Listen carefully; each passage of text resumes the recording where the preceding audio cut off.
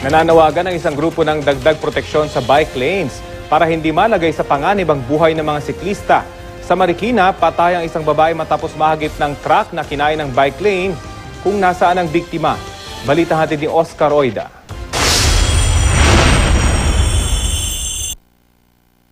Ang paghahatid ng single mom na si Lorely Melevo sa bunsong anak sa paaralan, hindi na mauulit.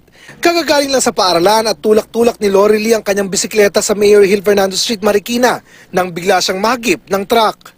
Biglang may kumalabog. Paglagpas ng truck, sir, may babae na kabulagta dyan. Daka-dapa, di na gumagalaw. Naaresto ng truck driver.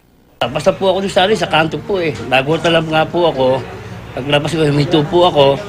Buwaba ako. Nakita ko po doon na may tao palang nakabulagta, nakabike po siya. Hindi na namin siya makikita. Kasi hindi na namin makilala yung mukha niya. Dahil nawasak ko talaga yung mukha ng kapatid ko. Base sa pagsiyasat ng mga pulis, nasa bike lane ng biktima ng mahagip. Agrabyado naman po kami.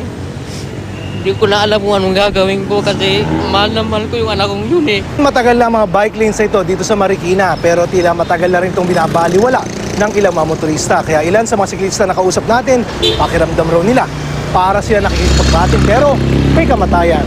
Kabalintunaan niya, lalo't kilalang bike-friendly ang Marikina. Ang unang lungsod sa bansa na nagkaroon ng organized bike lanes. Nakunan pa ng aming kamera kung paanong sinakop ng isang truck ang bike lane na dinaraanan ng isang siklista. Nasa top 5 ng araw ang Marikina sa lugar na may pinakamaraming namatay na siklista ayon sa isang grupo. Hindi sapat ang painted bike lanes. Ang talagang ang modelong sinusunod natin para ang pinakamataas na sukatan ng proteksyon ng kabuhayan ng isang tao at ang kanyang pangangatawan, kailangan protected and segregated bike lanes. Suma total, kailangan merong barrier. Mga drivers mo natin na gumagamit ng mga kalsadahan sa Marikina, alang-alang nila yung mga nagbabike at gumagamit ng mga bike lane. Oscar Oida, GMA News.